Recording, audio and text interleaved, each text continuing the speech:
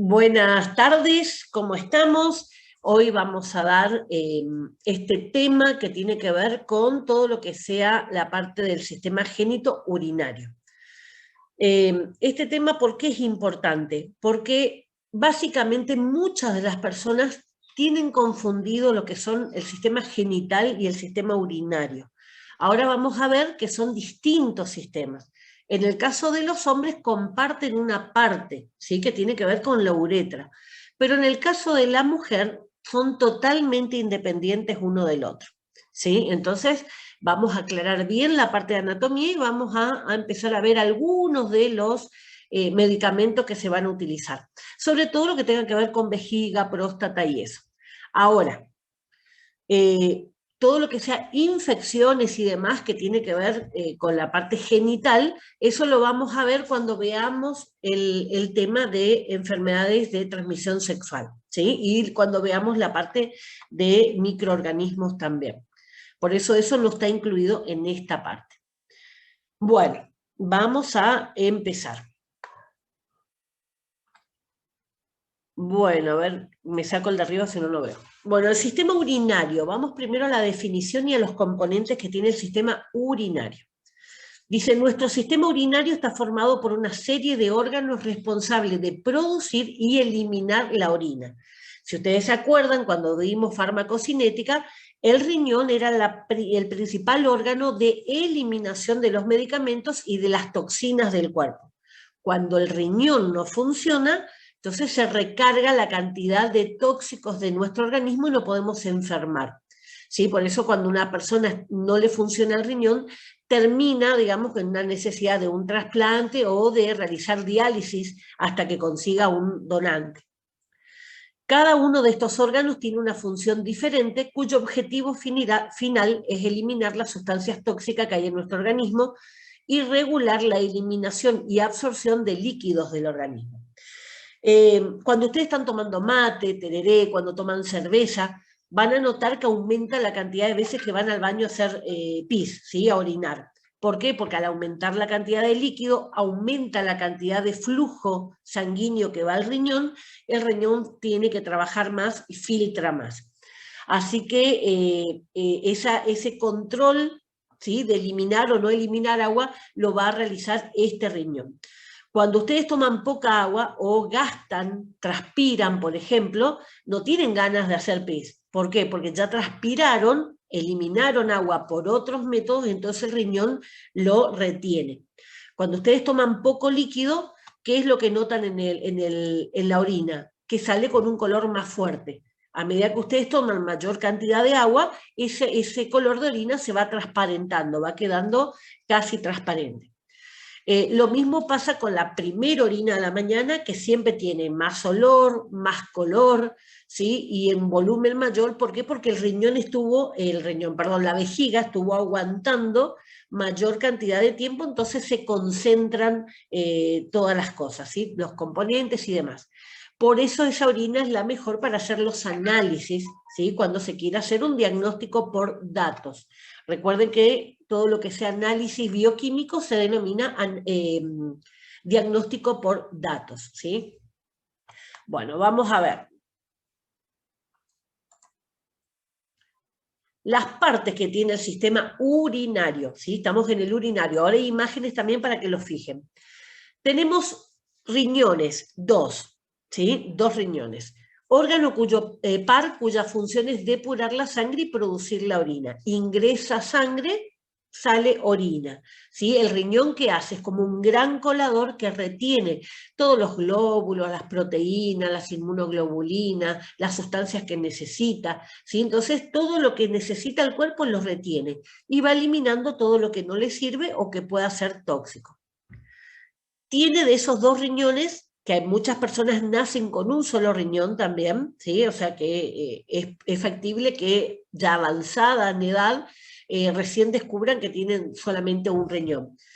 Bueno, vamos a los dos riñones. De los dos riñones van a bajar los uréteres. Los uréteres son como unos conductos, unos cañitos que conectan a los riñones con una única vejiga, ¿sí? Esos uréteres son conductos entonces responsables de conducir esa orina desde los riñones hasta la vejiga, que es una sola. La vejiga es el órgano responsable de almacenar esa orina.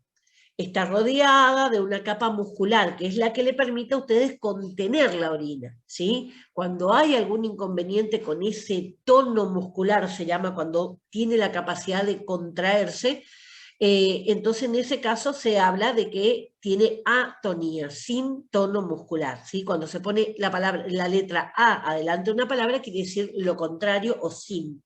Entonces, atonía sin tono muscular de la vejiga y perdemos pis sin darnos cuenta, ¿sí? Nos orinamos encima, digamos, por no poder controlar. Si ustedes han pasado, sobre todo las mujeres, cuando hacemos cola en algún lugar para ir al baño, y estamos conteniendo, estamos haciendo fuerza, ¿sí? Estamos sujetando a veces más de una hora esperando en la cola del baño. ¿Qué pasa cuando nos toca el turno y tenemos que hacer pis? No sale, cuesta hasta que sale, porque ese tono, ¿sí?, está tan contraído que les cuesta relajarse. Cuando ese tono muscular se relaja es donde sale la orina. De esa vejiga va a salir un solo conducto hacia el exterior, hacia afuera, que se llama uretra. Este conducto es lo que va a terminar en la punta del pene, ¿sí? Si hablamos en el hombre va a terminar en la punta del pene, y esa uretra, esa parte de la uretra es la que comparte con la parte genital, ¿sí? Y en la mujer termina en la vulva, en lo que yo veo de afuera, ¿sí?, que se llama vulva. Muchas veces veo que le llaman vagina, eso no es la vagina es un conducto que está adentro, salvo que lo miren adentro, que abran y miren, no van a ver la vagina de afuera, ¿sí? Lo que se ve de afuera se llama vulva, ¿tá? Ahora vamos a ver bien todas las partes. Porque siempre hablan acerca de que se le tiene que enseñar a los chicos desde temprana edad a llamar a las cosas por su nombre, a decirle pene, a decirle vagina, pero veo que los docentes le enseñan lo que es vulva como vagina y no es así, ¿sí? Lo que yo veo de afuera se llama vulva. Vamos a ver ahora en imágenes lo que le decía. 2 riñones, ¿sí?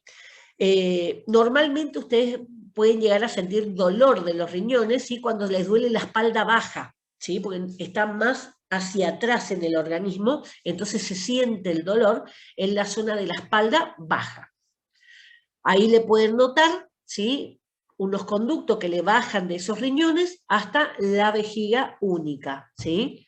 Y de la vejiga sale el conducto hacia el exterior, que sería la uretra. Entonces, los dos tienen el mismo sistema urinario, 2 riñones, 2 uréteres, una vejiga, una uretra, ¿sí? Para que se vayan acordando y fijando. Visto del costado, ¿sí? Me cortaron a la persona por la mitad y miro cómo se ve adentro.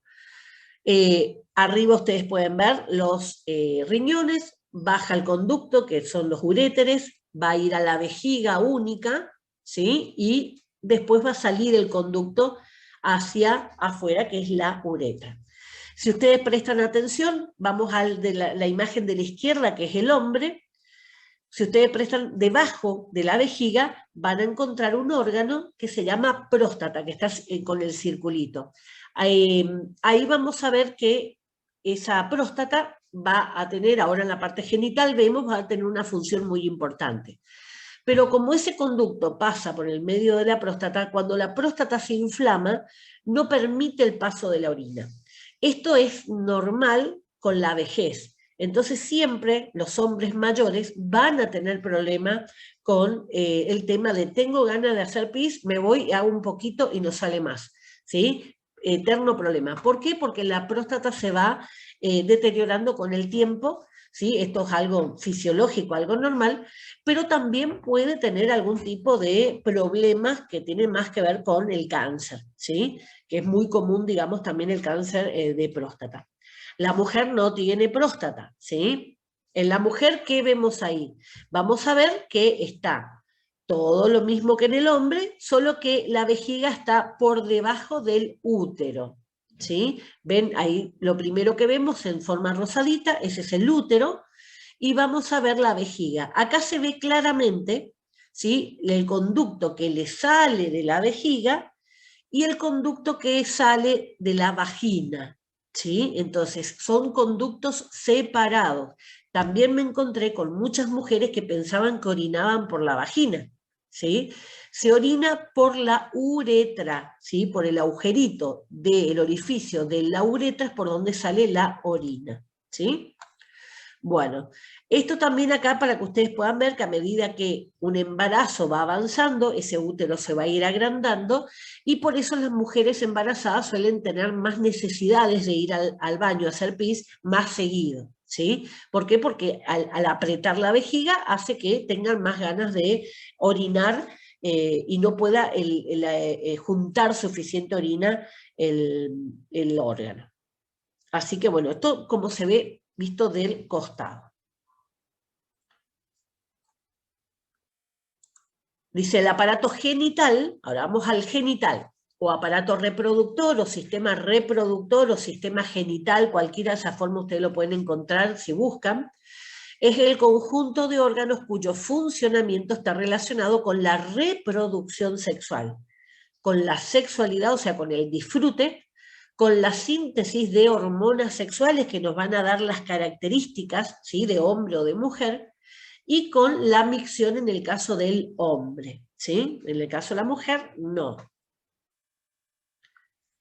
Vamos al aparato genital masculino primero, ¿sí? Ahora hay imágenes también para que ustedes lo puedan fijar. De afuera, ¿qué puedo ver yo de afuera en el hombre? Puedo ver el escroto, que es la bolsa que contiene los testículos, no son los testículos están adentro. Esa bolsa, que tiene pelos, ¿sí? Esa bolsa se llama escroto. Y el pene. El pene está formado por tres partes: el cuerpo, el glande o cabeza, y el prepucio, que es el cuerito, ¿sí?, la piel que se retrae, ¿sí?, que en algunas culturas, en algunas religiones, ese prepucio, el exceso de piel, se lo corta. En la famosa circuncisión de los judíos, y hay otras religiones que también lo hacen. No siempre es una cuestión religiosa, muchas veces una cuestión sanitaria, ¿sí?, a raíz de infecciones y demás. Siempre debajo de esa piel es un foco, digamos, donde muchas enfermedades de transmisión sexual se concentran. O sea que lo que siempre hay que enseñarle a los varones desde pequeñitos es que aprendan a limpiarse bien el pene, ¿sí? Lo pelan, ¿sí?, retraen la piel hacia atrás y limpian perfectamente y secan perfectamente también, para que no aparezcan en esa zona hongos y demás. Siempre va a ser el pene la zona de predilección para dar las primeras señales de enfermedad de transmisión sexual. El hombre es más fácil porque se lo puede ver, ¿sí? En cambio, la mujer, como se da en el interior, se da en la vagina, es más difícil y muchas veces se llega a un diagnóstico a raíz de la pareja, ¿sí? La pareja le dio, supónganse, verrugas de HPV, entonces, bueno, al hacerse los análisis la mujer también descubre que tiene, ¿sí? Pasa lo mismo con la sífilis, pasa lo mismo con la gonorrea y demás. Pero la gonorrea tiene secreciones, que en ese caso la mujer también lo puede notar. Puede tardar más, pero también lo puede llegar a notar. Vamos adentro ahora. Adentro vamos a tener los testículos que están dentro de ese escroto. Enseguida, después del testículo, vamos a tener el epidídimo. ¿Qué es el epidídimo? Es la primer salida de ese testículo y es donde se van a almacenar los espermatozoides. El hombre tiene una producción continua de espermatozoides, ¿sí? Continua, todos los días. Cuando está en una pareja en un proceso de querer embarazarse, normalmente siempre los especialistas le van a recomendar día por medio, ¿sí?, que tengan sexo. ¿Por qué? Porque le da tiempo a que ese epidídimo, ese testículo, trabaje y fabrique la cantidad de espermatozoides necesarios como para que ese semen tenga una gran cantidad de espermatozoides, ¿sí? Después vienen los conductos deferentes. ¿Qué son los conductos deferentes? Los que van a llevar a esos espermatozoides hacia la salida.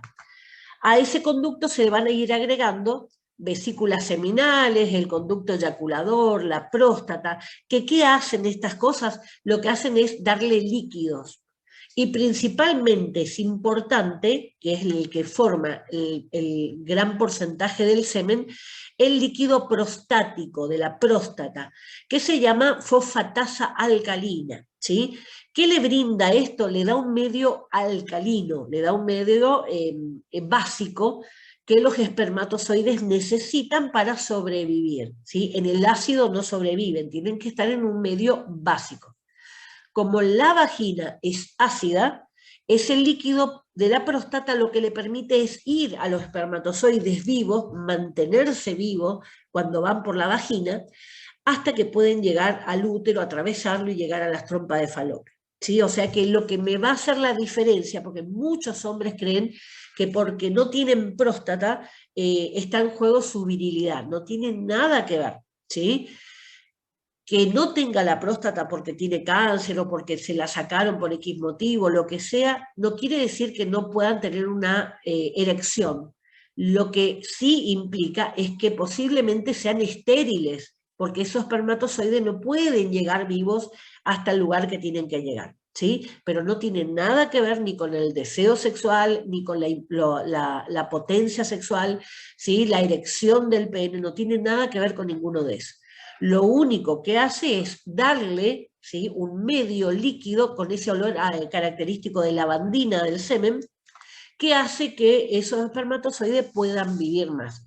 Ese es otro de los mitos que tienen los hombres, ¿sí?, que creen que por el tema de la próstata no pueden tener relaciones sexuales. Normalmente el problema de próstata se presenta después de los 50 años, 60 años en muchos casos, y donde ya naturalmente van decayendo las relaciones sexuales, ¿sí? Por supuesto que hay hombres de 70, 80 que siguen siendo muy activos, pero todos los cuerpos son diferentes, ¿sí? Entonces muchas veces creen que por estar operados ya no pueden tener sexo y ahí juega ya un mecanismo psicológico no fisiológico, ¿sí? Pueden perfectamente tener erecciones y tener eyaculaciones que van a ser poquitas, ¿sí? No va a ser una eyaculación normal. ¿Por qué? Porque la próstata ya no funciona, pero van a seguir las vesículas seminales van a seguir dándole algo de líquido, pero va a ser muy escaso.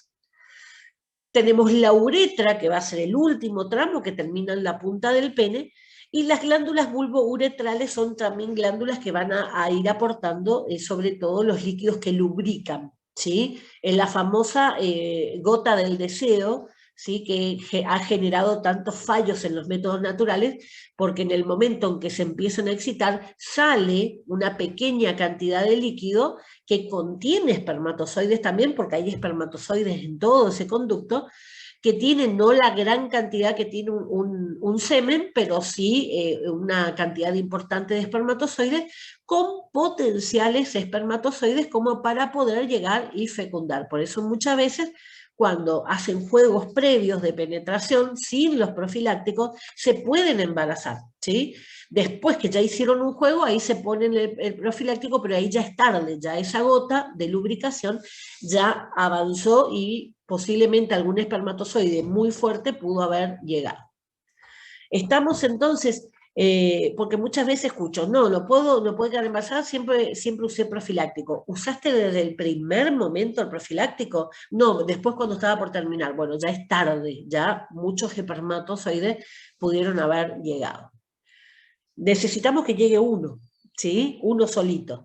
Así que esa gota normalmente tiene 500.000 de espermatozoides. Una eyaculación normal estamos hablando de más de 3 millones de espermatozoides.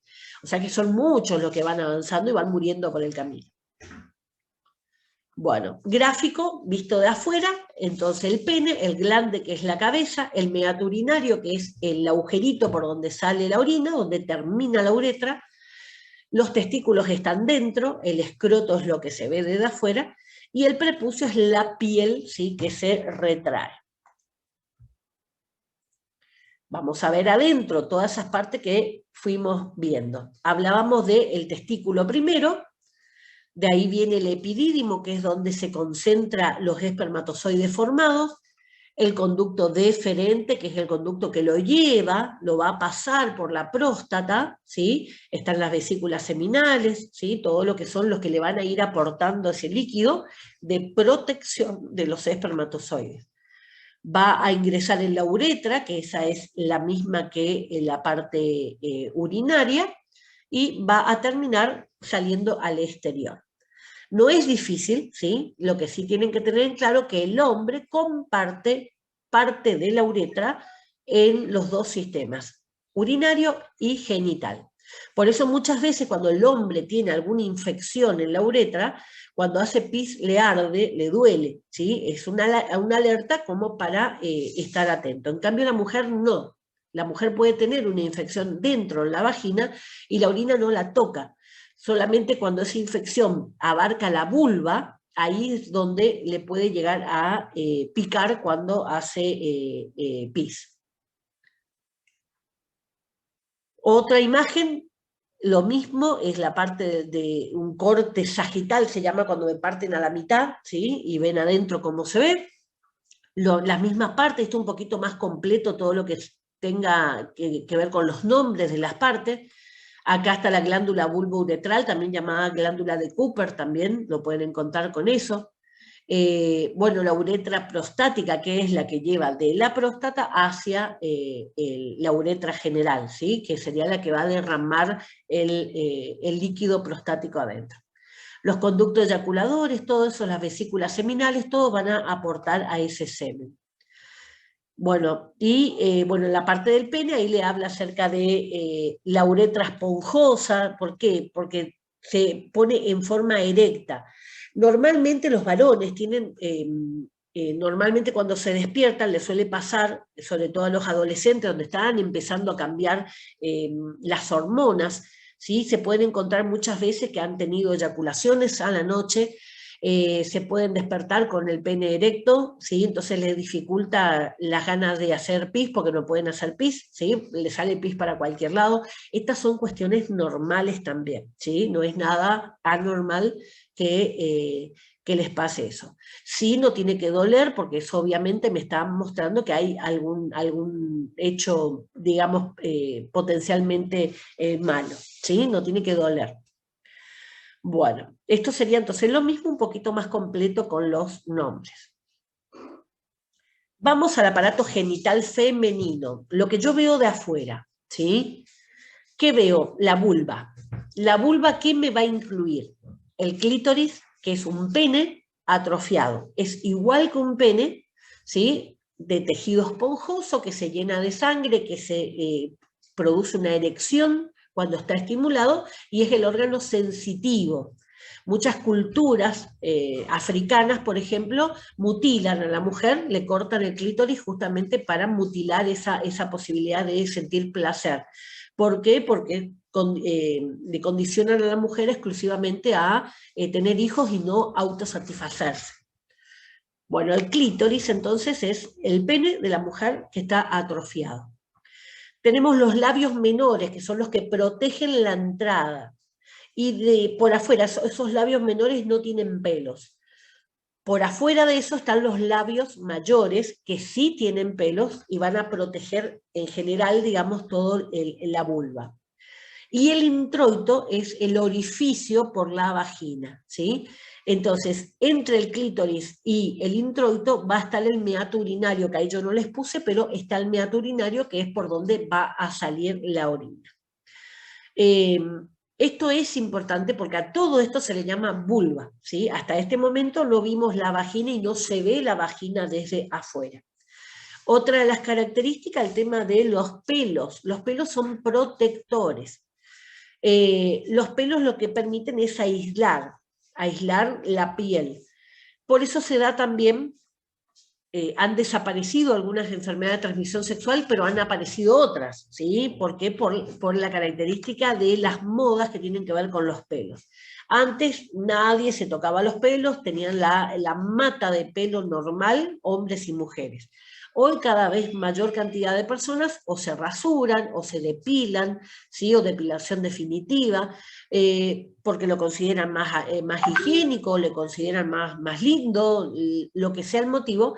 Lo que hizo es que, por un lado, eliminamos todo lo que sean las ladillas, que eran las liendres que estaban en la zona genital, ¿sí? Pero por otro lado, esa piel quedó más expuesta al contacto de enfermedades como el herpes, como el HPV y demás, ¿sí? Porque la piel toca con la piel, que antes no era así, antes tocaba pelo con pelo, ¿sí? O sea que por un lado bueno, por el otro lado malo también. Vamos adentro, ahora hay imágenes también, vamos adentro. Tenemos la vagina, que es lo primero que me voy a encontrar, ¿sí? En la vagina, en forma perpendicular. Si la vagina está así, el útero está a 90 grados, perpendicular. El útero, ¿sí? O matriz también lo pueden encontrar. Del útero van a salir 2 trompas de falopio, ¿sí? Falopio. Hay otras trompas en el cuerpo que se llaman trompas de Eustaquio, que están en el oído, ¿sí? La de la parte genital se llama falopio. Esas trompas de falopio van a estar en proximidad de los 2 ovarios. Los ovarios no están pegados a las trompas, ¿sí? Están próximos. Están sujetos, todo con ligamentos, pero van a estar próximos. Esas trompas de falopio tienen unos pequeños pelitos como el pulmón que van a crear una corriente, o sea, hacen que ingrese lo que está afuera, que ingresen a través de esa trompa de falopio. Entonces, cuando alguno de los 2 ovarios, que lo normal es que vayan alternándose la ovulación, ¿sí? Un mes ovula uno, el otro mes ovula el otro, ese óvulo cuando sale es despedido, ingrese por esa corriente, ingresa hacia las trompas de falopio. Eso sería lo normal. Cuando eso no ocurre es donde nos encontramos con que hay algún tipo de problema para concebir de la mujer, ¿sí? También cuando veamos la parte de enfermedad de transmisión sexual vamos a ver todas las enfermedades que causan esterilidad si no se tratan a tiempo. Entonces pudieron haber tenido alguna enfermedad que no la diagnosticaron, que se autolimitó sola, pero que al no hacer el tratamiento, con el resultado que le queda, digamos, es que se tapona ese epidídimo o que se taponan las trompas de falopio, ¿sí? Entonces, en los 2 casos, tanto el hombre como la mujer, me da esterilidad. Así que bueno, vamos a ir avanzando. Vamos a ver la imagen. Esto es lo que yo veo de afuera, ¿sí? No se ve la vagina está en ese orificio que está ahí, está adentro. De afuera veo el monte de Venus, que es en la zona superior, es lo que tapa la bikini, ¿sí? Lo que yo puedo ver de afuera, la bikini. Los labios mayores con pelo, labios menores sin pelo. En el interior de esos labios menores voy a tener el orificio de la uretra, por donde sale la orina, y la vagina, el orificio de la vagina o introito, ¿sí? Arriba va a estar envuelto como en ese mismo labio inferior, está, el labio menor está como envuelve como si fuera un capuchón a el clítoris o pene atrofiado, ¿sí? Hay un solo músculo que el hombre tiene y la mujer no. Muchas veces cuando le pregunto, ¿cómo se llama el único músculo que el hombre tiene y la mujer no? Me contestan el pene. El pene no es un músculo, ¿sí? El pene tiene unos espacios que se llaman cavernas, que es la que se llena de sangre y permite que el pene se ponga erecto. Tampoco tiene hueso, ¿sí? Ese es el mecanismo que tiene. Los conductos que se llenan de sangre, por lo tanto eso permite que se quede erecto. El único músculo que tiene el hombre y no la mujer es el músculo elevador del testículo. Acá los varones del grupo sabrán que cuando hace frío los testículos se suben y cuando hace calor los testículos bajan, ¿sí? ¿Por qué? Porque el cuerpo mantiene a los testículos a una temperatura adecuada para que los espermatozoides estén vivos. Si yo caliento demasiado los testículos, los espermatozoides no sobreviven. Por eso cuando hace frío lo lleva cerca del cuerpo para mantenerlo caliente y cuando hace calor lo aleja lo más posible. Ahora, si yo uso ropa ajustada todo el tiempo, posiblemente eso me afecte a la estabilidad de mis espermatozoides. ¿sí? ¿Por qué? Porque está todo el tiempo caliente, no se puede ventilar. Con el tiempo también esos músculos se aflojan, como cualquier músculo del cuerpo. Por eso los hombres mayores tienen testículos más caídos, ¿sí? En los jóvenes está levantado, pero en los viejos empieza a caer. Bueno, dependiendo del el tamaño también de los testículos, caen más o menos por el peso, ¿sí? Lo mismo que las mamas de las mujeres van cayendo, si es una mama grande, obviamente por el peso cae más. Bueno, esto entonces afuera, vamos adentro.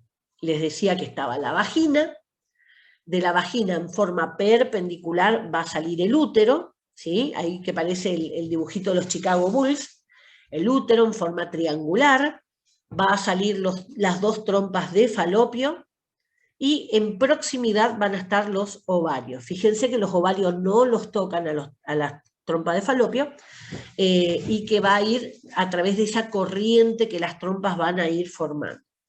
Cuando ingresan los espermatozoides, ¿sí? Van a tener que recorrer toda la vagina, van a tener que entrar por el cuello del útero, van a tener que recorrer todo el útero, que no es grande, pero para el espermatozoide sí es muy grande, van a tener que entrar a las trompas de falopio, a los dos lados van a ir, y van a tratar de encontrarse más o menos a la distancia de un tercio antes de terminar la trompa de falopio, se van a encontrar con el óvulo. Ahí lo van a fecundar, lo atacan un montón al óvulo, el óvulo le permite solamente a uno, ¿sí? No sé si seleccionará, no sé cómo hará el mecanismo, pero cuando uno logra romper la barrera que tiene el óvulo, se genera instantáneamente, se genera un bloqueo de todo la circunferencia del óvulo, que es mucho más grande que el espermatozoide. Se genera instantáneamente un cambio químico que impide que algún otro pueda ingresar. Entonces nunca van a ingresar dos espermatozoides, siempre ingresa exclusivamente uno. Cuando hablamos de mellizos, quiere decir que hubo dos óvulos, ¿sí?, que fueron fertilizados por dos espermatozoides distintos. Cuando hablamos de gemelos, este óvulo, que se fecundó con un solo espermatozoide, cuando empieza la división, se divide en dos y a partir de ahí siguen las dos divisiones en forma igualita. Por eso los gemelos siempre van a ser dos nenas, dos varones, y son muy parecidos físicamente, porque comparten el material genético, ¿sí? En cambio, los mellizos pueden ser sumamente distintos. Puede ser uno más rubio, otro más oscuro, eso no hay límite. Uno con rulo, el otro lacio.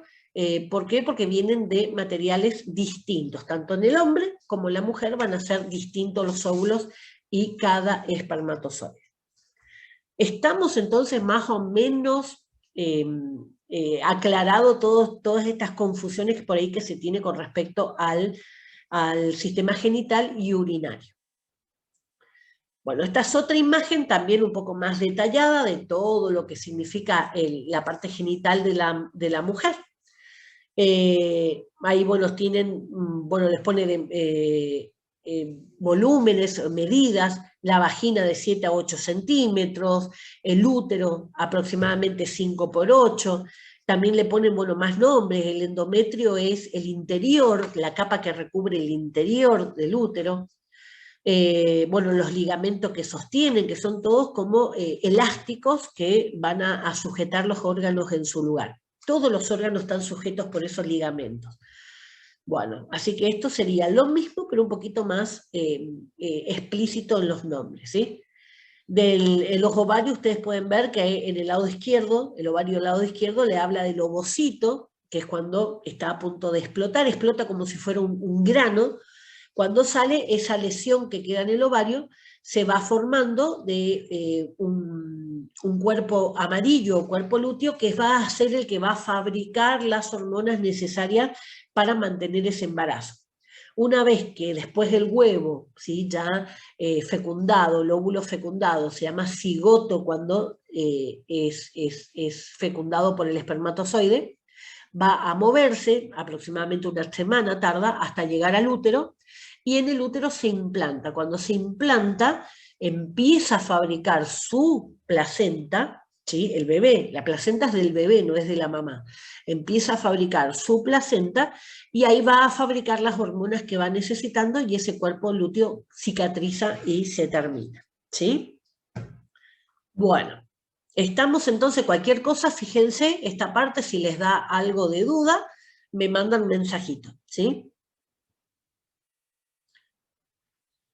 El mismo esquema, corte sagital por la mitad, ahí ustedes pueden ver, está la vulva, ¿sí? Está lo que es la vejiga, más hacia la izquierda, lo que es la vejiga, la salida de la orina, está la entrada de la vagina, el introito, la entrada de la vagina, en forma perpendicular está el útero, y después el útero conectado a las trompas y en proximidad el ovario. ¿Sí? Está lo mismo, digamos, que el otro, pero un poquito más detallado la cantidad de órganos. ¿Sí? Fármacos para el tratamiento, entonces, de la patología de la vejiga. La vejiga, recuerden, es la que va a juntar la orina. Bueno, por un lado, antimuscarínicos. Vamos a lo que son los conceptos de receptores. Hay receptores, entonces, en la vejiga que se llaman, responden a la muscarina, por esto estos son antimuscarínicos. Anti, o sea, van a bloquear. Indicaciones.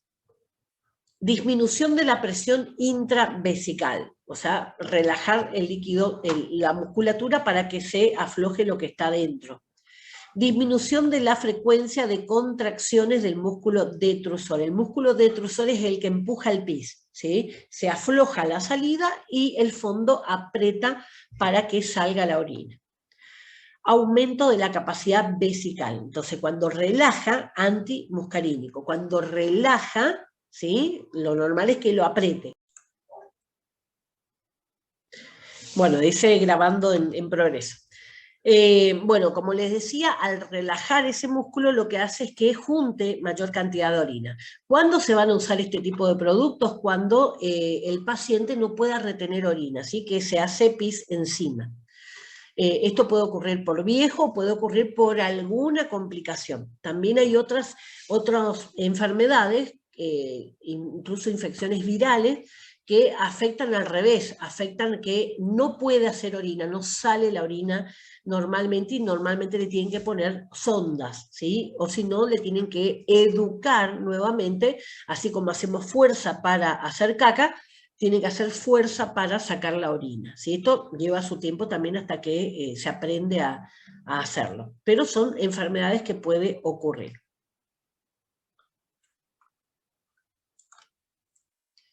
Dice las contraindicaciones de estos fármacos anticolinérgicos. Los efectos adversos que puede haber. Efectos anticolinérgicos, por ejemplo, sequedad de boca, constipación intestinal, visión borrosa, agravación del glaucoma, que es hipertensión ocular, si no me salía la palabra hipertensión.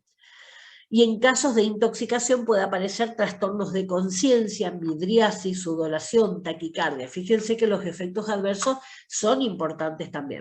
Por eso habría que ver si evaluar bien, no a todos le agarra estos efectos adversos, pero son efectos posibles. Bueno, y con la otra droga, dolor abdominal, mareo. O sea que puede ser leve o puede ser más grave dependiendo de la persona y dependiendo del producto que se utilice. Hoy lo veo arriba. A ver. Fármacos para el tratamiento de la hiperplasia prostática benigna. ¿Qué es esto? Hiperplasia, crecimiento, ¿sí? Prostática, de la próstata. Es cuando la próstata se inflama, pero no es cáncer, ¿sí? Por eso se llama benigna. Esto se puede hacer, este es el famoso estudio que los hombres siempre se niegan a hacer, porque es por tacto rectal en el hombre. La próstata cerca del recto, por lo tanto el médico puede hacer tacto y tocar la glándula a ver cómo está, si está inflamada o no, pero como es vía el recto, muchos hombres por ahí no les agrada, digamos. Pero esto también se puede suplir por un análisis de sangre que se llama PSA. ¿sí? Ese PSA es recomendable en todos los hombres a partir de los 50 años Y si hubiera antecedentes familiares de cáncer, de próstata, además, se recomienda desde antes, los 40 años o 45 como mucho. O sea que la idea es hacerse periódicamente, una vez al año, con los chequeos, a ver cómo está midiendo justamente esa próstata, ¿sí? Con PSA, entonces, un análisis en sangre. Acá vamos a tener dos tipos de medicamentos. Uno va a ser el alfa-1, ¿sí? Y el otro va a ser el 5-alfa. Esos son los dos tipos de medicamentos que se utilizan en estos casos, que son muy puntuales para los hombres. Bueno, el alfa-1 es un bloqueador, es el fármaco de primera elección cuando los síntomas son leves, cuando recién empieza. Cuando este no resulta efectivo, no es tolerado o en pacientes con glándulas grandes, ¿sí? La que creció mucho, ya está avanzado hasta que le descubren, es posible iniciar el tratamiento con un inhibidor de la 5-alfa reductasa, que son enzimas, ¿sí? Que van a estar funcionando en la próstata. Se puede evaluar el efecto de los bloqueadores alfa-1 después de 4 a 8 semanas, eso me está hablando de que son tratamientos largos, que no es que en 10 días el paciente va a estar bien.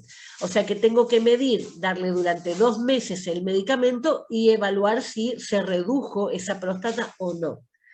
Si voy a usar el otro, son 6 meses de tratamientos antes de poder evaluar si sirve o no. En el caso que ninguna medicación le sirva, como eso va a seguir creciendo y va a seguir apretando y va a tener problemas para orinar, lo único que queda es la cirugía, es extirpar por más que no sea cáncer. Ahora, en el caso que sea maligno, ¿sí? Porque la próstata es una zona de frecuencia de cáncer, entonces en esos casos ya sacarlo de primera instancia, antes que invada los otros tejidos. Recuerden que el cáncer tiene como una característica de pulpo, le digo yo. ¿Por qué? Porque está la cabeza del pulpo y los tentáculos.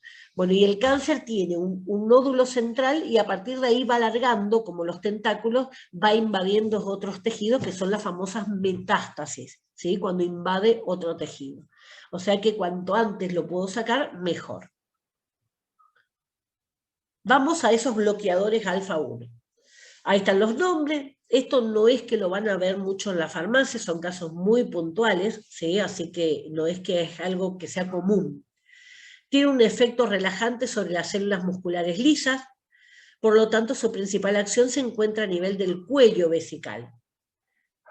Relajante, afloja, entonces lo que hace es permitir que salga de la vejiga, ¿sí? Cuando habla del cuello vesical se refiere a la vejiga.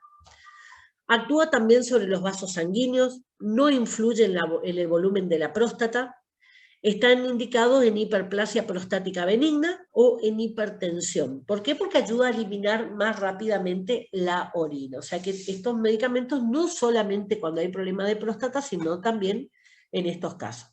También estos se pueden dar, este tipo de medicamentos se pueden dar en mujeres. ¿Cuándo? Cuando hay problema con la vejiga. ¿Sí? Cuando no puede eliminar la orina, que tiene que hacer esa fuerza para sacar la orina, le pueden dar estos medicamentos. Me pasó con mi amiga que me dice, estoy tomando un medicamento para la próstata. Y yo, ¿para qué estás tomando vos medicamento para la próstata? No, dice, porque tienen un efecto en la vejiga. Así que no es exclusivamente de los hombres esto. ¿Qué contraindicaciones tienen? Antecedentes de hipotensión ortostática o síncope con la micción. ¿Qué quiere decir estas dos cosas? Hipotensión ortostática es cuando me baja momentáneamente la presión, o el cerebro interpreta, digamos así, cuando yo cambio bruscamente de posición. Es el mareo que le da a ustedes cuando ustedes están agachados y se levantan de golpe. Uy, me marea todo, ¿sí? Esto se va haciendo más frecuente con la edad. Por eso muchos abuelos cuando se levantan de la cama apurado para ir al baño, dan 2 pasos y pum, cayeron porque se marearon. Entonces siempre la recomendación para los abuelos es, primero se sientan en la cama, cuentan hasta 10, cuesta muchísimo hasta que ellos aprenden a hacer eso. Se paran, cuentan hasta 10 y después recién caminan. ¿Para qué? Para darle tiempo al cuerpo que se recupere de ese cambio brusco, ¿sí?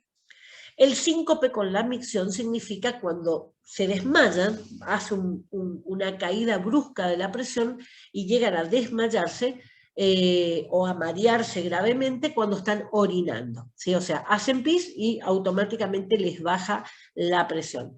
Esto no es muy común, pero en aquellos casos donde ocurre, este medicamento no se lo tiene que dar porque va a bajar aún más la presión, ¿sí? Y cuando hay insuficiencia cardíaca, este medicamento tampoco.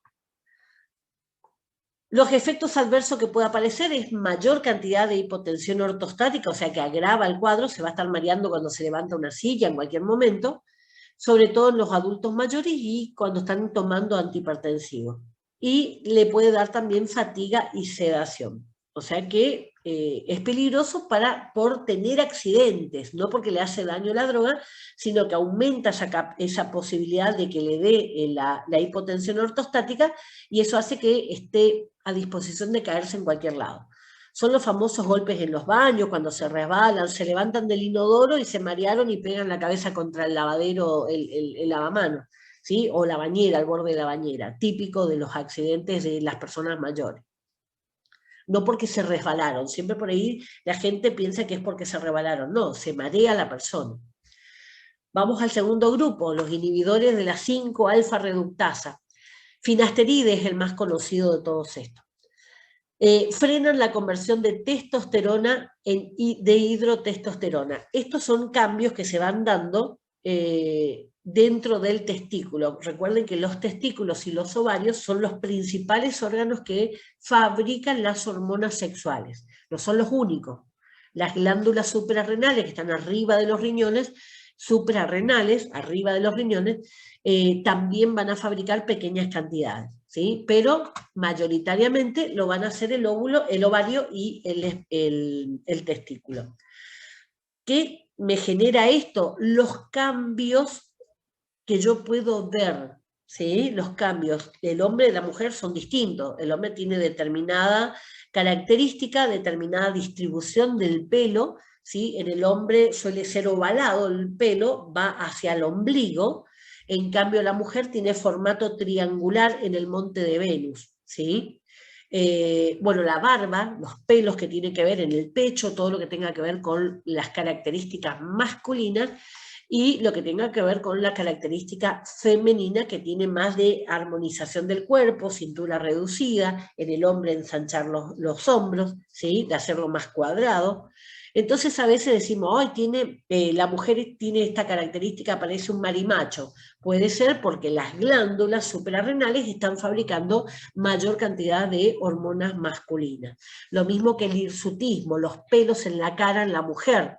No debería estar, ¿sí? Pero a veces por problemas hormonales puede aparecer barba, ¿sí? Que son las famosas mujeres barbudas de los circos de antes. ¿Sí? Es una enfermedad, eso se cura hoy, antes no había cura, pero hoy hay tratamiento como para poder eliminar esos vellos. Bueno, está indicado, entonces, en hiperplasia prostática benigna, o sea, cuando no es cáncer, en especial cuando ese volumen va a ser grande, cuando supera los 40 mililitros de esa próstata. ¿Qué efectos adversos tienen? Estas interfieren porque como frenan la producción de testosterona, va a haber una disfunción sexual, ¿sí? Va a bajar la libido, va a bajar la potencia, o sea, la capacidad de mantener erecto el pene, y puede haber trastornos en la eyaculación también, o sea que puede haber de eyaculación temprana, puede haber de no poder eyacular, ¿sí? O sea que son, como afecta la parte hormonal, sí va a tener cambios importantes. Paralelamente puede aparecer erupciones cutáneas tipos alérgicas y dolor testicular, ¿sí? ¿Por qué? Porque está sufriendo cambios, ese testículo no le dejan trabajar, funcionar normalmente con las hormonas. ¿Qué cuidados especiales hay que tener?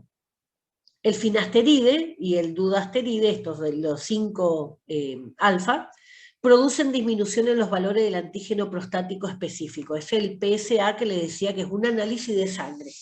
Entonces, ¿cuál es el problema con esto? Si me está afectando el valor, ¿sí? Lo reduce, entonces yo puedo estar, o sea, el hombre puede estar en un proceso de cáncer y no salir en los resultados, ¿sí? O sea, puede enmascarar un resultado de un diagnóstico de cáncer de próstata.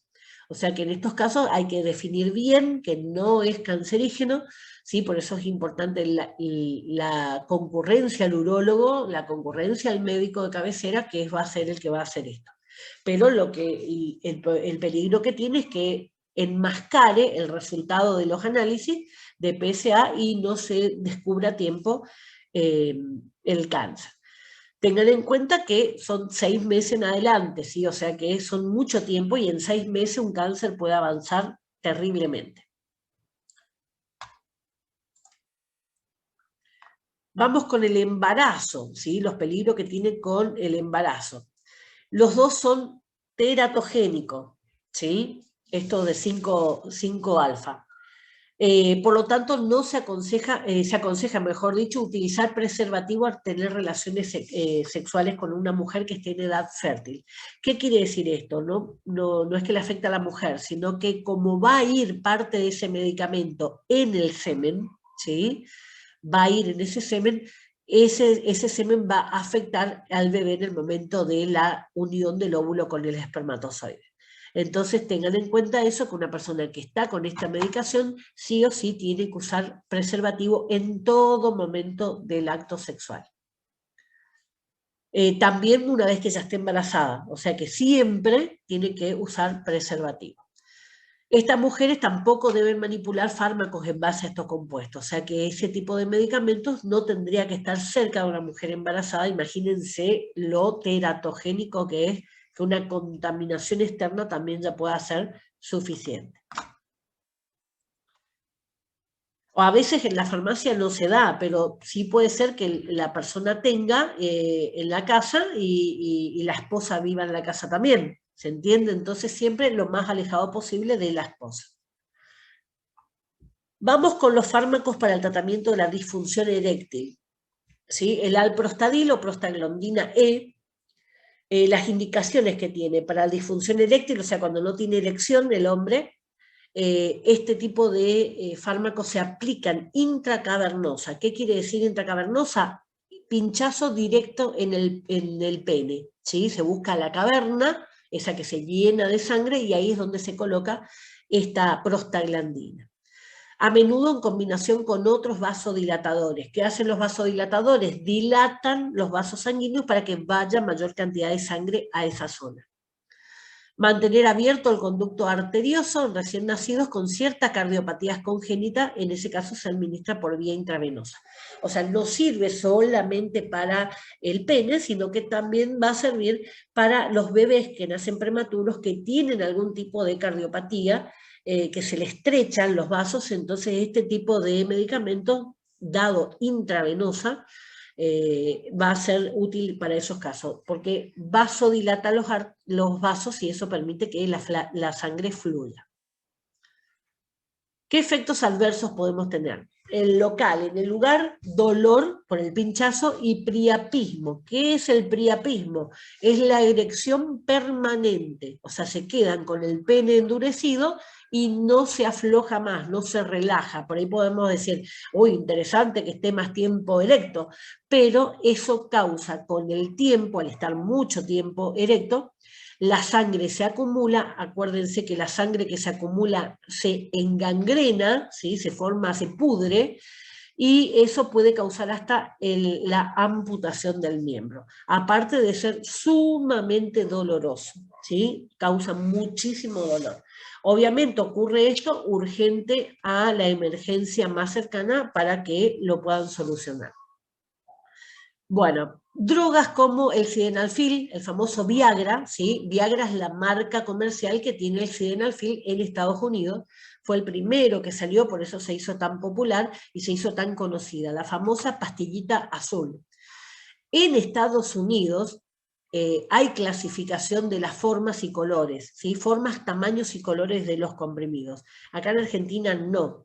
Entonces acá en Argentina ustedes van a encontrar blancos, van a encontrar circulares, ¿sí? No el triangulito azul de Estados Unidos. Bueno, y este tipo, tadalafil es un producto de avanzada, y vardenafil también, un producto ya más de avanzada del sildenafil. permiten mayor cantidad de horas, permiten, por ejemplo, que sean utilizados por hipertensos, por diabéticos, que en cambio el sildenafil no recomendaba mucho. O sea, puede ser usado por personas de mayor edad. Yo conozco casos de vardenafil con hombres de más de 80 años. Y recuerden otra cosa también, la capacidad, ¿sí?, del hombre de engendrar no la pierde nunca.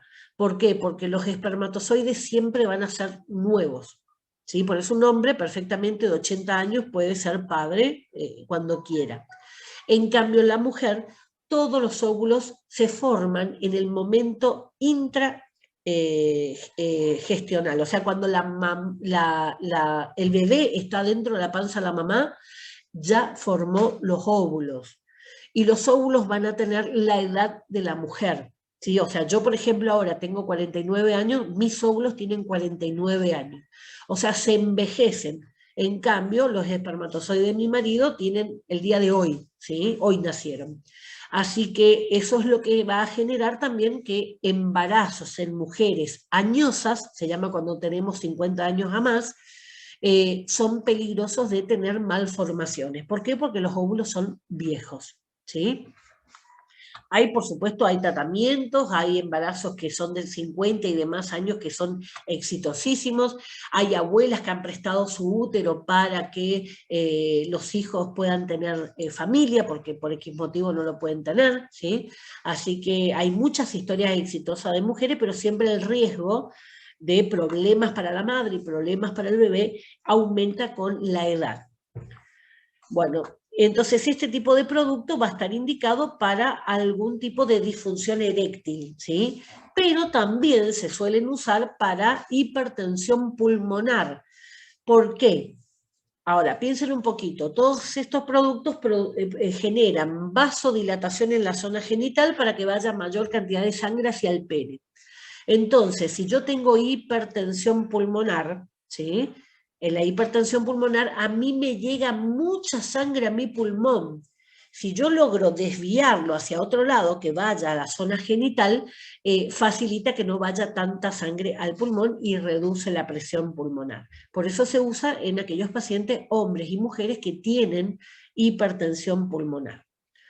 La hipertensión hace que vaya tanta sangre al pulmón que literalmente lo va ahogando, ¿sí? Porque se filtra a través de los tejidos y va a juntarse líquido en los alvéolos, que vimos que los alvéolos eran saquitos de aire, ¿sí? Que necesito aire para cambiar el oxígeno por el dióxido de carbono.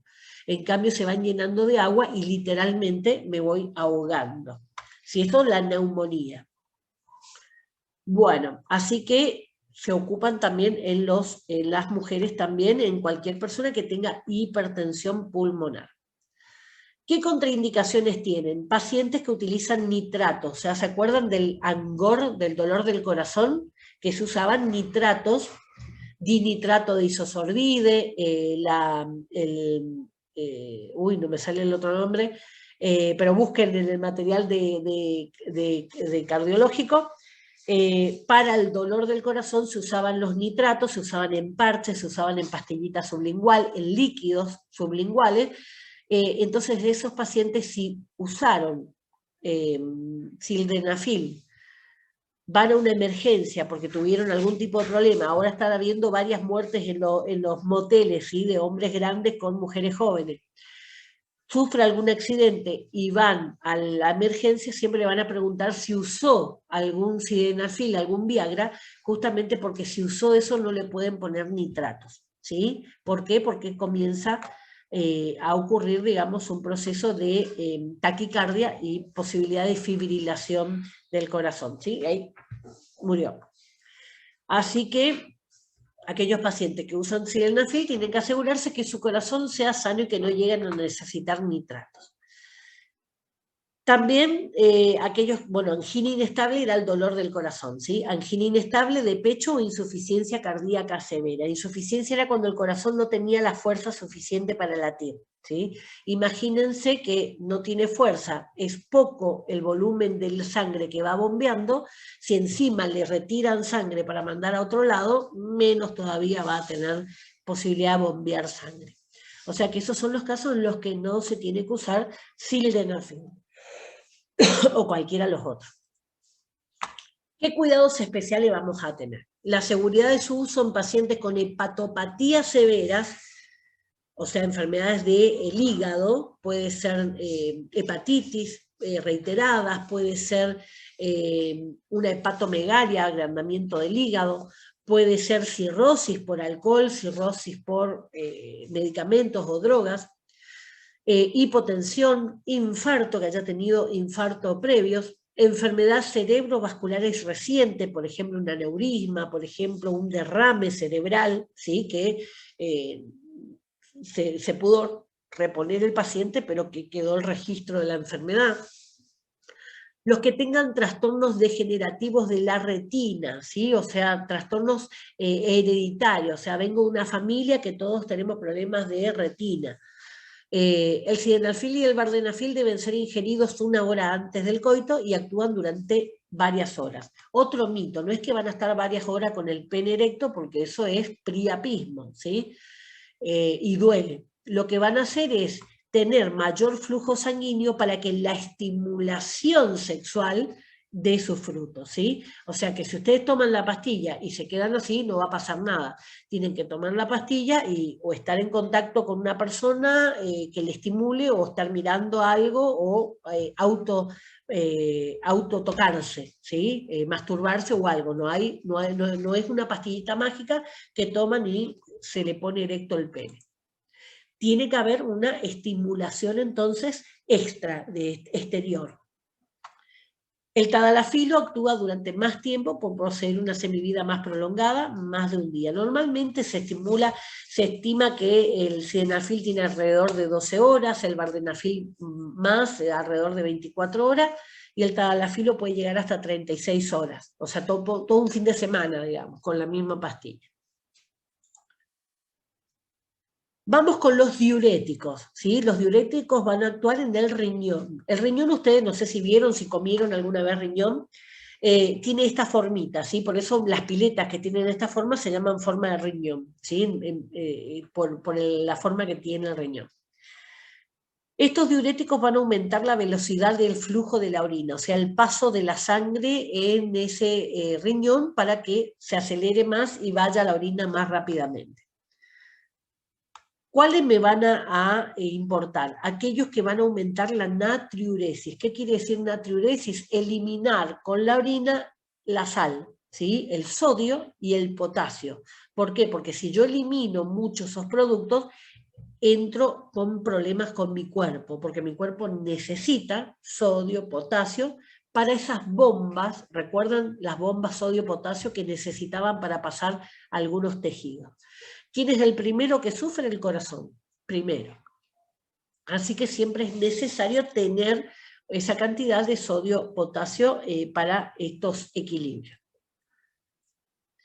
Vamos al riñón. Fíjense, en esta imagen ustedes pueden ver el esquema de un riñón, cómo está formado. Esos son cálices, lo que van juntando la orina en general. Si ustedes vieron alguna vez un riñón, se imaginan esto más fácilmente. Y cada uno de esos pelitos que vemos en la imagen de la izquierda está agrandado, ¿sí? En ese círculo que ustedes ven a la derecha. Bueno, cada una de esas pequeñas partes se llama glomérulo, ¿sí? Ese glomérulo va a recibir, ahí donde ustedes ven lo rojo, es porque entra la sangre, ¿sí? Entra la sangre, va a darse todo un proceso en el cual se va a aspirar de esa sangre, a sacar, a filtrar todo lo que el cuerpo quiere retener, ¿sí? Los glóbulos, las proteínas, las inmunoglobulinas, todo lo que necesita el cuerpo retener, lo retiene. Lo va a mandar otra vez por la vena hacia el cuerpo, ¿sí? Que son los celestes que ustedes ven, lo azul que ustedes ven ahí, que sale en los vasos. En ese glomérulo que queda en el medio, el color rosadito clarito, ahí ustedes ven que dice túbulo contorneado proximal. ¿Por qué? Porque está próximo a ese glomérulo, a la entrada de la sangre. Después viene el asa de Henle. Ese asa de Henle baja y sube, hace todo ese trayecto. Por eso lo van a encontrar como asa descendente y asa ascendente, porque baja y después sube, no tiene mayor misterio el nombre. Y después va a estar el túbulo contorneado distal porque está más lejos del glomero. Después de eso va a entrar al tubo colector que va a ir formando cada una de las partes de la izquierda de la pantalla, cada uno, todos se van a ir conectando en ese cáliz único que es como esa gran pelvis que está en el medio y que junta toda la orina, ¿sí? O sea, todo este proceso, imagínense, es micronésimo, ¿sí? Súper pequeñito y se va dando todo el tiempo. Bueno, fíjense que con todo eso, los diuréticos van a actuar en distintas partes en el tubo contorneado, en el asa de Henle, en el tubo proximal, en el tubo colector. Distintos lugares donde el cuerpo tiene la posibilidad de absorber o de eliminar si quiere, ¿sí? Vamos a ver de esa clasificación de los diuréticos. Diurético de asa o con acción en el asa de Henle. Les vuelvo a poner para que ustedes lo fijen, ¿sí? El asa de Henle es ese tubito que baja y sube. Ahí actúa la furosemida, furosemida, el más común, el más utilizado, la bumetanida, torsemida, ácido tacrínico, todo eso van a actuar. El que más sale de todo eso es la furosemida. Los diuréticos tiacídicos, ¿cuáles son estos? Son la hidroclorotiacida y la clorotiacida. La hidroclorotiacida es uno de los más comunes y es el que se utiliza mucho para la hipertensión. Tienen un problema, que estos eliminan sodio y potasio. Entonces, en muchos casos, este tipo de producto hay que tener muchísimo cuidado.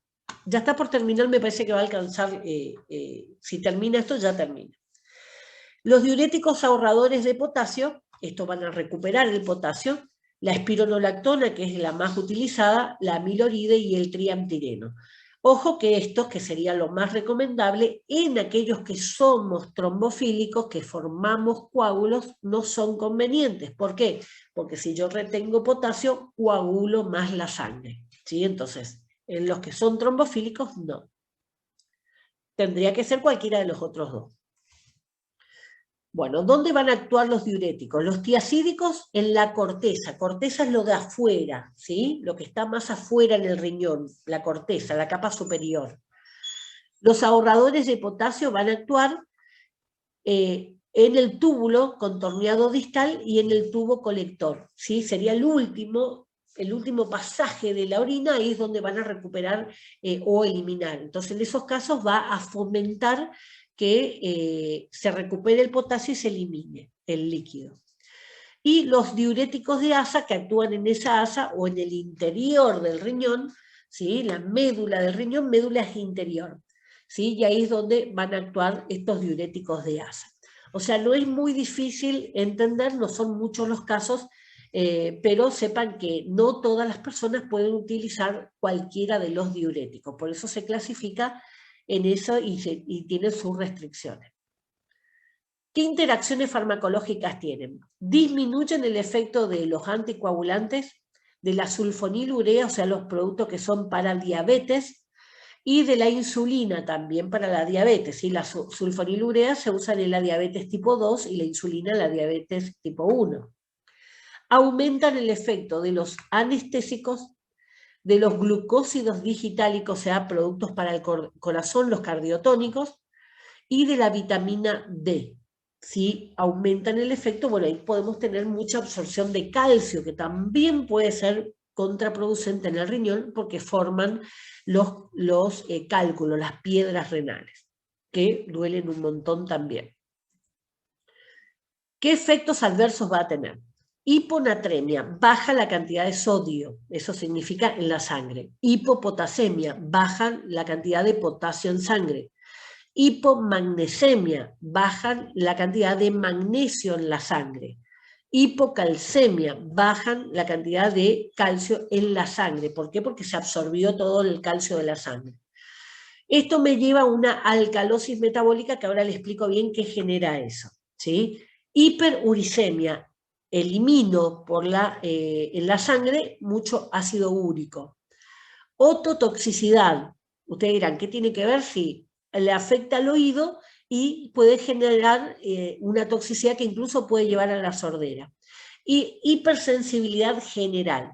Esa alcalosis metabólica, y esto es lo último ya, esta alcalosis metabólica quiere decir que todo mi organismo se entra en la escala de pH más hacia lo alcalino.